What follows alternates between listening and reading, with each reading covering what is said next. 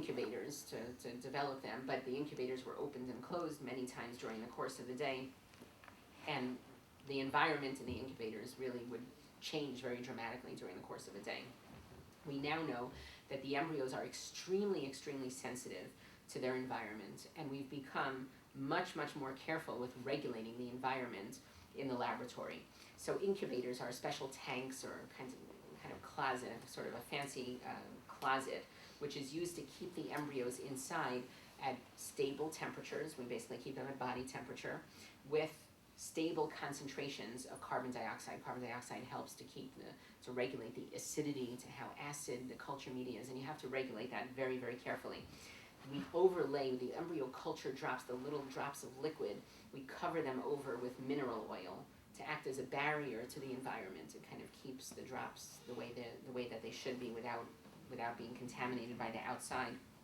We also minimize the access to the incubators. We actually usually designate a single working incubator that the embryologists who are working in the laboratory will open and close during the day as they're doing whatever work needs to be done, while the embryos that are growing that day will stay in a closed, sealed incubator, which will not be opened at all or barely at all. We also know now that air quality, the quality of the air in the laboratory, significantly affects the development of embryos.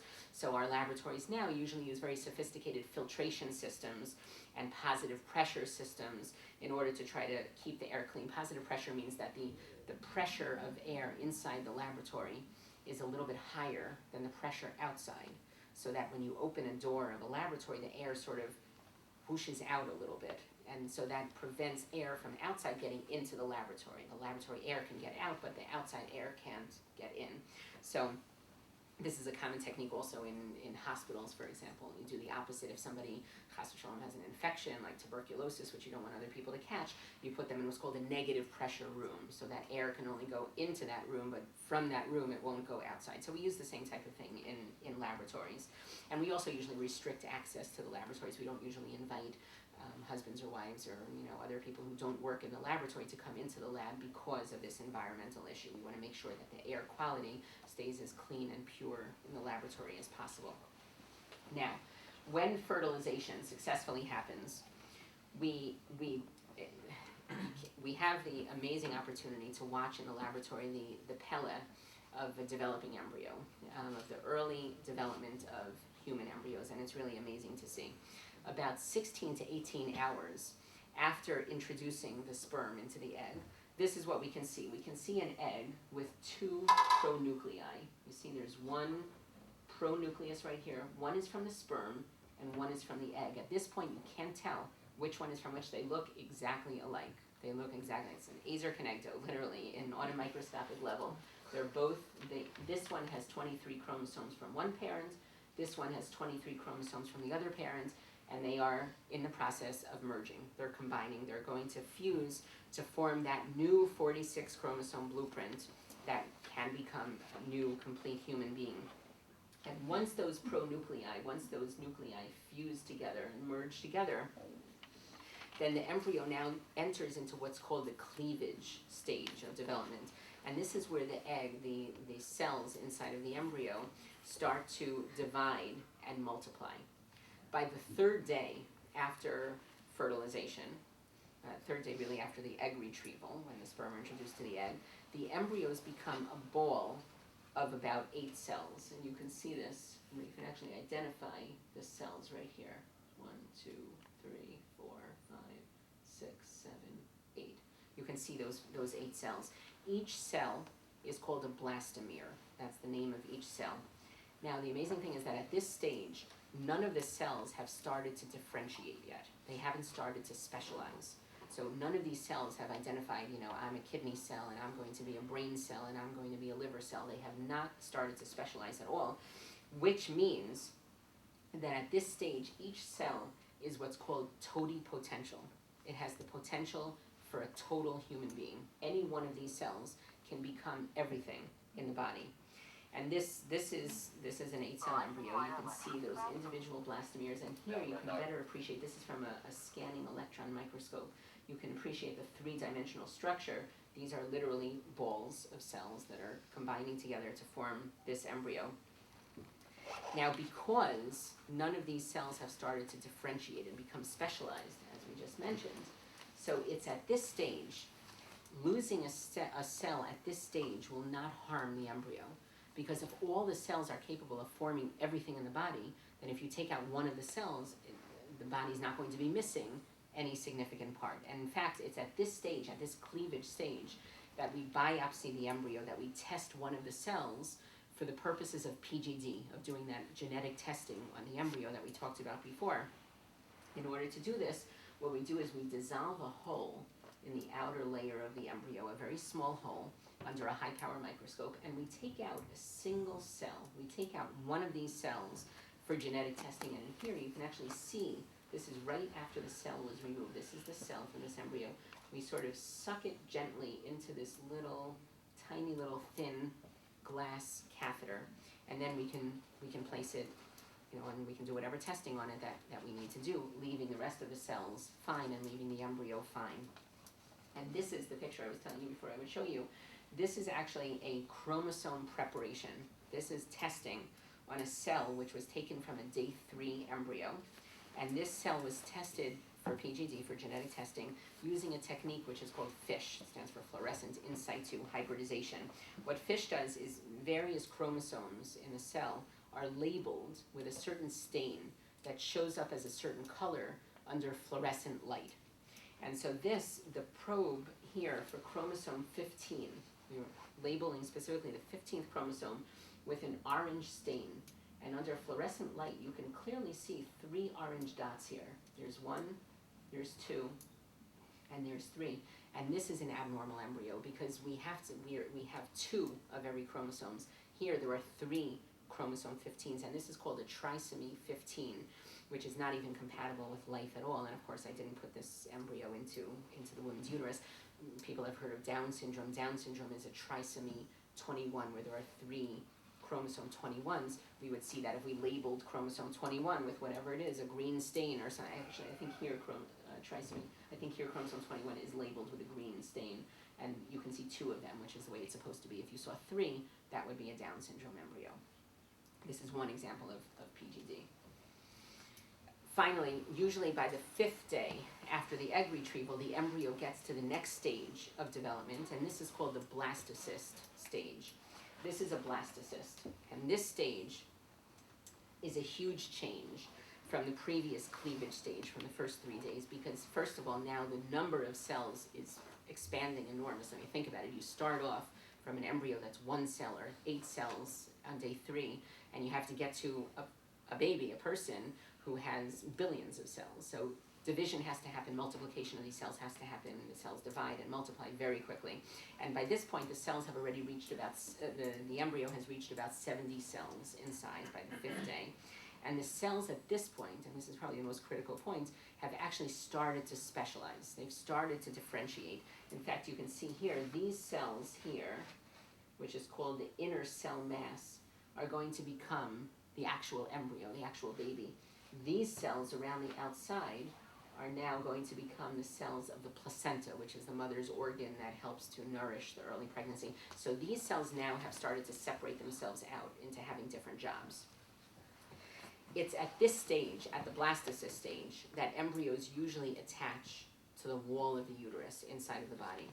And the blastocyst, this stage, is the furthest that we can possibly take an embryo in the laboratory, at least for now. Which is, by the way, amazing if you really, really think about it. Years and years of medical research, and I showed you medical research even from the 1600s, years and years of medical research have taught us how to copy only the first 5 days of what the human body does for 9 months. It's just amazing. It shows you one other example of just Manora, Masech Hashem, how complicated a pregnancy is, and how HaKadosh Baruch Hu made human bodies able to do something so complicated that years and years of research can only begin to figure out how it works for the first 5 days. It's just amazing. But we have figured out how to try to help for at least those first 5 days. Now, in order for the embryo to implant, to be able to attach to the inside of the uterus and grow inside of the uterus, it has to first hatch. literally. We think of a chicken shell as a chicken egg as hatching, but human eggs have to hatch also. The egg has what's called a zona pellucida. If you can see, it's a shell around the egg. It's not a hard shell like a chicken, but it's a very thick, rubbery kind of shell. And the shell surrounds the egg and surrounds the early embryo until implantation. And this is a picture, an unusual picture of a hatching blastocyst. This is an embryo, a blastocyst, which is starting to hatch out of its shell. It's literally starting to sort of squeeze its way out through the shell, and that's where it implants. And this is where some people may have heard of something called assisted hatching. Some patients can benefit from this kind of thing called assisted hatching, where we make the shell of the embryo weaker. You can do it either mechanically using a laser, or you can do it chemically using a dilute acid solution to dissolve or cut make a little weakening in the wall of the shell.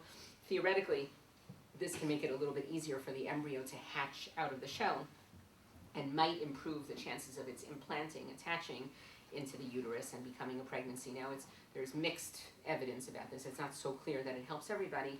We think the American Society of Reproductive Medicine, the ASRM, recommends that we do this for some women, for example, in their late 30s can benefit from this, or for couples who have eggs that have particularly thick shells would benefit from this.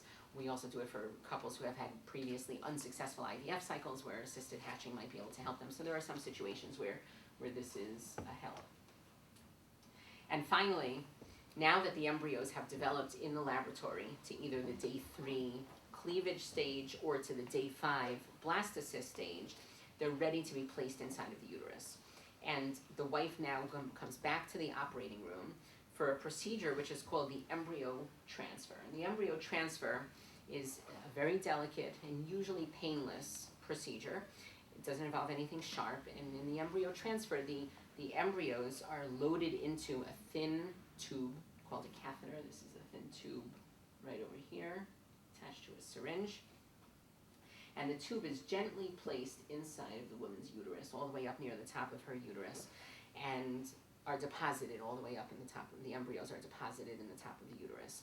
And within a few days after the embryo transfer, with siyata d'shmaya, of course, the embryo will implant, hopefully, into the wall of the uterus, and a pregnancy will be established. For day 3 embryos, usually it takes about 48 to 72 hours until the embryo attaches. For a blastocyst, usually it attaches within the next day or so. But whatever it is, the embryo will soon attach, hopefully, into the uterus, and a blood pregnancy test can be done usually about 7 to 10 days later in order to hopefully find out the good news at the end of this process. And finally, one other point, and we won't go into this in great detail, but now that the embryos we've chosen to place into the uterus have been placed there, we're left with the decision of what to do with other embryos that may be viable, that may be alive, but that we're not going to put in so many embryos into the uterus. Let's say we put in 2 and there are 3 others that look good. What do we do with those other 3? We're left with that kind of decision, and most couples choose to have those embryos frozen or preserved by freezing them, so that they can be used either if the current cycle does not succeed, or if it does succeed and the couple would like to try to have another child, in a couple of years from then. Embryos can actually be frozen with great reliability, and there's a whole biology called cryobiology, which involves using what's called cryoprotectants, which are special liquids which protect the egg. The problem is if you just put an egg in a freezer, an embryo in a freezer, or a cell of any sort in a freezer, the cell will die because the cell has a lot of water inside of it, and the water will freeze and form ice crystals, and the ice crystals will damage the cell or burst the cell. So what you have to do is you have to actually first sort of remove all the water from the cell. You have to what's called desiccate the cell, shrink the cell, and you have to protect it with a certain kind of liquid, freeze it at a certain rate.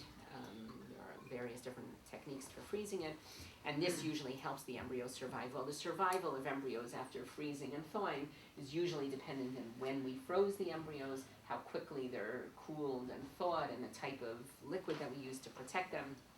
But bottom line is, most embryos survive very, very, very well and very successfully. By the way, just of interest, for anybody who's interested, the temperature at which the embryos are kept, at which the embryos are frozen and then stored frozen, is about 196 degrees below 0 Celsius. So it's extremely, extremely cold. It's in liquid nitrogen. It's amazing to see, actually. But that is about embryo freeze. And now I just want to spend just a few moments talking about complications of IVF, and not to focus on this too much because, Baruch Hashem, with appropriate monitoring, and if you're in a place where people are watching you carefully, then generally speaking, these complications are not really risky complications, and I don't want anybody to get scared and frightened.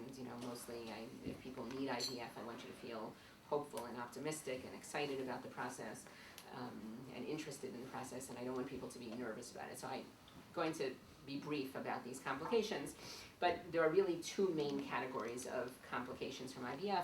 One of them related to ovarian hyperstimulation syndrome, and one of them is related to the issue of multiple pregnancy. And again, both of these things can be controlled. Now, just a word about ovarian hyperstimulation syndrome. Ovarian hyperstimulation is where the ovaries are too responsive. I always tell people, if you become hyperstimulated, it's a good thing. It shows how healthy you are and how healthy your ovaries are. Of course, we don't want it to happen. It's when the ovaries produce too many eggs in response to the injectable medications. And what happens is the syndrome usually sets in about 5 to 7 days after what's called the HCG triggering injection, which triggers the final maturation of the egg in the ovary. And the syndrome usually starts with a certain chemical in the body, which is called vascular endothelial growth factor, known as VEGF, which is produced in the ovaries. And when the ovaries have a lot of follicles, it produces a lot of this VEGF. And VEGF tells all of the blood vessels in the body to become leaky. So fluid in the body leaks out of the blood vessels, which causes a person to become dehydrated inside of their blood vessels because the fluid is leaking out. And on the opposite side of things, it causes fluid to accumulate in places in the body where it doesn't belong, such as in the abdomen, so people can get bloated and have some pain and nausea and feel uncomfortable, and such as sometimes around the lungs. It can cause some shortness of breath and breathing problems. It's not pleasant when it happens. For most people, when it happens in a mild form, which goes away by itself. For some people, it can be severe. Very rare people need to be hospitalized for ovarian hyperstimulation syndrome. Risk factors for ovarian hyperstimulation syndrome, which we call OHSS, include having a very high estrogen level during the stimulation, usually greater than about 3,000 or so, the way we measure it here in the US.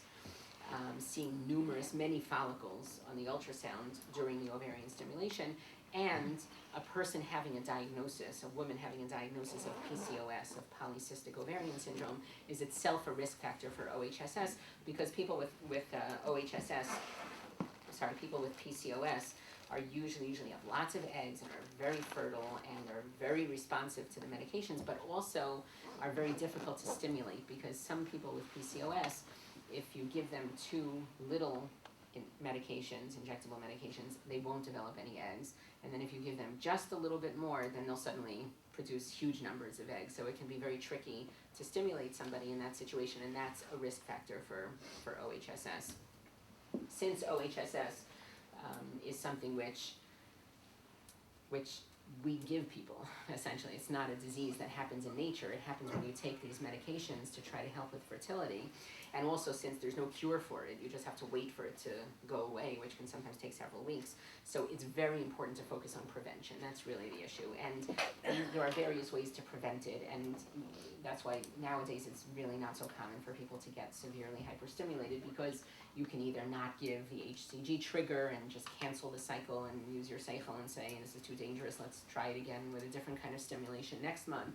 You can freeze all of the embryos, because OHSS, hyperstimulation, is worst when there's a pregnancy from the IVF cycle. So if you say you're at risk for hyperstimulation, let's again use our seichel, not hope for a pregnancy right now. Let's freeze the embryos, wait for the hyperstimulation to go away, wait for you to feel better, and then let's use the frozen embryos.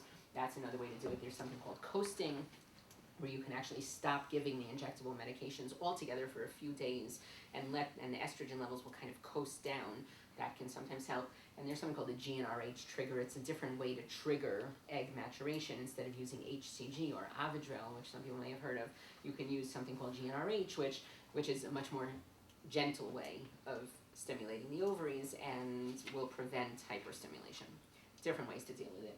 Then there's the multiple pregnancy issue. And this is certainly an issue which has been in the news a lot lately, in world and certainly in the U.S. According to information from the National Center for Health Statistics, so twin births have increased 55%, really, over the past 20 years. And triplet births have increased, or more than triplets or more have increased manyfold, almost fivefold, 487% over the last 20 years. And the two major reasons for these increases, are really two overlapping and related trends. Number one is an older age at childbearing, and this is not so much specifically an issue in the frum community. This is probably more of an issue in the general community, where many more people are delaying attempts to have children until their later 30s or sometimes even 40s because of career issues and education issues and things like that. And older women tend to have a higher chance of having multiple births. Older women do. And this is also due to the growing popularity of fertility treatments, and that accounts for, the older age itself accounts for about 20% of the increase, but the growing popularity of fertility treatments, which is certainly very much true in the frum community also, accounts for about 80% of this increase in multiple births. And the consequences of multiple birth are significant. Now, twins, and I probably in my mind would separate out, although there's sort of this growing tendency in the world and in the general population in the United States to say that twins itself is not a good outcome from IVF, that in some ways twins is a failure. People are sort of saying that we really want a singleton pregnancy, we want a single pregnancy from IVF. I'm not sure that I buy into that so much. To me, when I see twins, in most cases it's a double bracha, and most people are absolutely capable of carrying twin pregnancies. I feel twins is very much within is b'derech hateva for people to carry twins, from very beginning, from Cain being a twin and Hevel being a twin, throughout history and throughout Tanakh there have been twins all the time. I think people are really made to carry twins, and for most people, assuming that you don't have any major medical conditions or major risk factors for it, the outcomes from twin pregnancies are, Baruch Hashem, with good medical care, very good.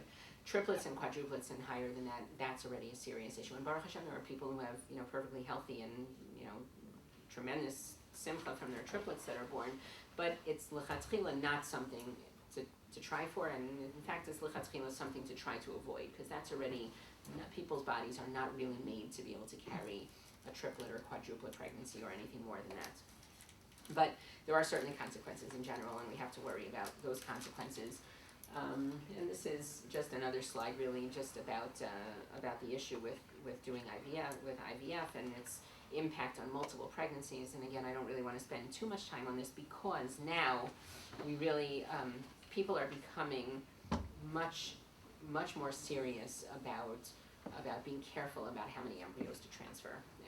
Obviously, there are some exceptions, like that case of the octuplets recently, but for the most part, people are being very, very careful about this, and most accredited IVF centers will really try their very best not to do anything which is dangerous. And for the most part, the professional recommendations right now are not really to consider even putting in more than 2 embryos for a couple who has a very good chance of a pregnancy.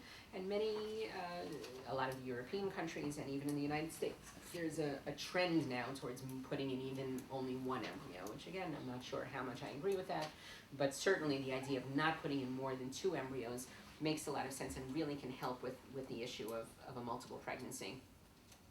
And certainly as IVF becomes better, as our culture systems improve, as our stimulation protocols improve, as we can become better at growing embryos a little bit longer in the lab towards blastocysts, and of course as insurance companies cover these kinds of treatments, IVF, more and more, then there will be kind of less of a pressure to put in more embryos. Many couples, and this is again not so much in the frum community, but certainly outside of the frum community, many couples, if there's no coverage for IVF and they're paying a lot of money for an IVF cycle, they'll tend to say, just, please, let's put in 5 embryos because I want to make sure that I have a pregnancy. And, it's hard I sort of have to explain to people that even though it costs a lot of money, I'd rather you, if we have the choice, I'd rather there not be a pregnancy than be a quadruplet pregnancy, because You know, if there's not a pregnancy, so it might be a little bit more money and a little bit more agmas nefesh to go through for another month. But if there's a quadruplet pregnancy, that could be a lifetime of tsaros, and we really have to be careful about that. Anyway, so we've basically reviewed some of the history of IVF. We've discussed some of the medical reasons for doing IVF. We've outlined the IVF process itself, and we've addressed some of the IVF complications. And thank you all for your attention, and I'm certainly happy to take any questions that anybody might have. And again, that can be either publicly now or privately afterwards, or even more privately by calling me in the office on another day. I'm just gonna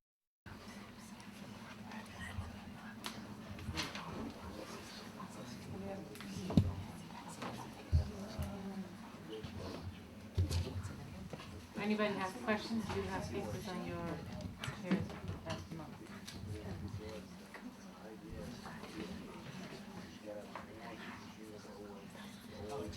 Watch very carefully. Although it's actually much safer when somebody has PCOS. Someone has PCOS where I give you injectable sometimes it's not the same. One thing is something new. Do IVF on these guys? Less of a chance of stimulation.